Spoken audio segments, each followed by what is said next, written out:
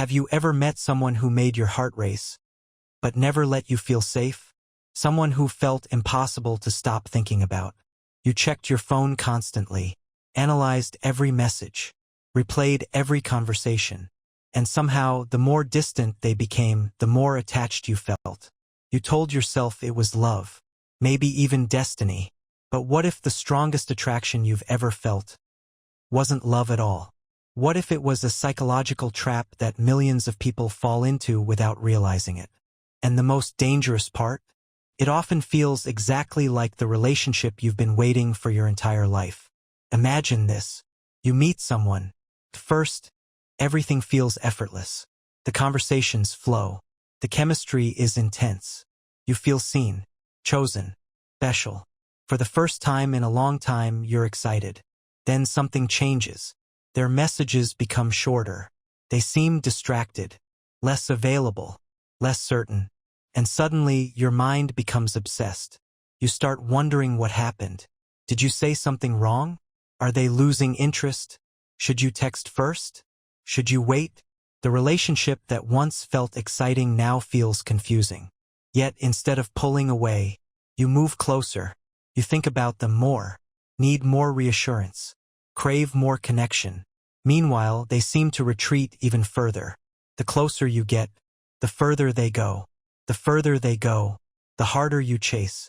And before you realize it, you're trapped in a cycle that feels impossible to escape. Psychologists often call this the anxious avoidant dynamic. But you don't need psychological terms to understand it, because you've probably felt it. One person fears abandonment, the other fears closeness. One reaches, the other withdraws, and somehow they often find each other, again, and again, and again. The anxious person believes connection will finally bring safety. The avoidant person believes distance will finally bring safety. Both are searching for the same thing, protection. They're just moving in opposite directions. Here's where things become complicated.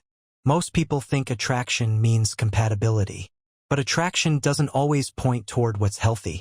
Sometimes it points toward what's familiar. And familiar isn't always safe.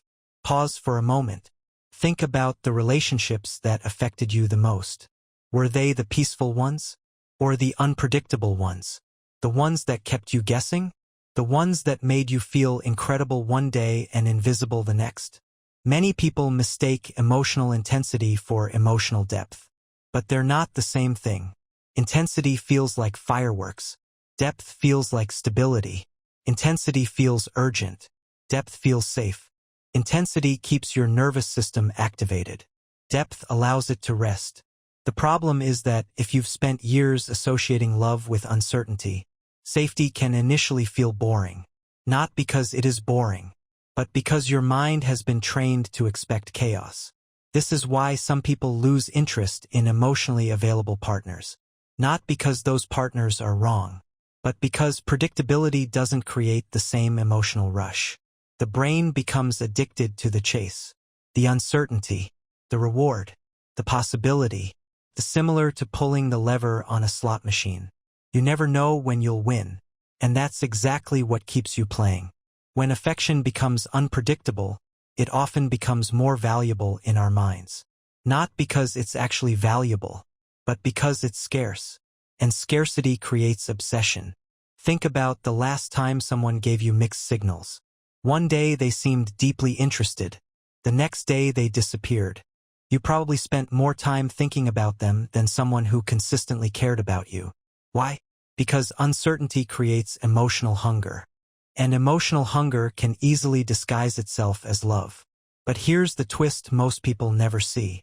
The anxious person isn't only chasing the avoidant partner. They're chasing relief. Relief from uncertainty. Relief from self-doubt. Relief from the fear of being left behind. And the avoidant person isn't only avoiding the anxious partner. They're avoiding vulnerability, dependence, the possibility of getting hurt. Both people are reacting to fear, not love. Fear. That's why the cycle repeats. The anxious partner asks for reassurance. The avoidant partner feels pressured. The avoidant partner pulls away. The anxious partner panics. The panic creates pursuit. The pursuit creates distance. The distance creates panic. Round and round it goes, like two people trapped in a dance neither one understands. And here's something difficult to admit. Sometimes we become attached not to who someone is, but to who we hope they'll become. We fall in love with potential. We imagine the future version of them, the version that finally chooses us, finally commits, finally opens up, finally gives us the love we've been waiting for. But potential is not reality, and hope can keep people trapped for years. Pause and reflect for a second. How much of your attachment comes from who someone actually is, and how much comes from who you believe they could become? That question alone has changed countless lives, because many relationships survive on imagination longer than they survive on truth. Now here's the realization that often changes everything. Healthy love usually doesn't feel like an emotional roller coaster. It doesn't constantly make you question your worth. It doesn't require endless decoding. It doesn't leave you guessing where you stand. Healthy love doesn't remove all uncertainty, but it removes unnecessary confusion. You don't have to earn basic care. You don't have to prove you're worthy of affection. You don't have to constantly perform for connection. And yet, for many people, this kind of love feels unfamiliar, even uncomfortable, because chaos became normal, and peace became suspicious. Some people spend years chasing people who trigger their wounds, then call it chemistry. But chemistry can sometimes be a warning sign, a signal that an old emotional pattern has been activated. Not that you've found your soulmate. The strongest connection isn't always the healthiest one, and the healthiest one isn't always the most dramatic. That's a hard truth, especially in a world that romanticizes suffering, that teaches us love must be earned, that if someone is difficult enough to obtain, they must be valuable. But real love doesn't grow through emotional starvation. It grows through emotional safety, the avoidant to be yourself, the ability to be honest, the ability to stop performing, and finally rest, because that's what many people in the anxious avoidant trap are actually searching for. Not excitement, not obsession, not endless longing. Rest. A place where they no longer have to fight for connection. A place where love doesn't disappear when they need it most. A place where closeness doesn't feel dangerous. The beautiful part is this. Awareness changes everything. The moment you recognize the pattern, you stop seeing the relationship as a mystery. You start seeing it as a cycle.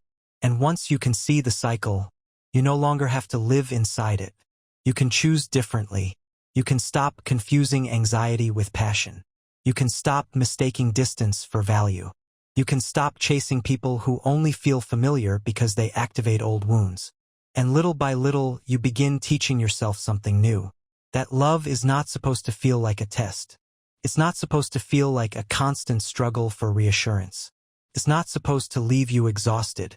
Real love may not create the loudest butterflies, but it creates something far more valuable. Peace. And maybe that's the lesson most of us spend years learning. The person who makes your heart race isn't always the one meant for your heart. Sometimes the right person won't make you chase, won't make you wonder, won't make you decode every silence. They'll simply make you feel safe enough to stop running. And when that happens, you'll realize something unexpected. The feeling you spent years calling love was often fear wearing love's disguise. And real love feels less like falling, and more like finally coming home.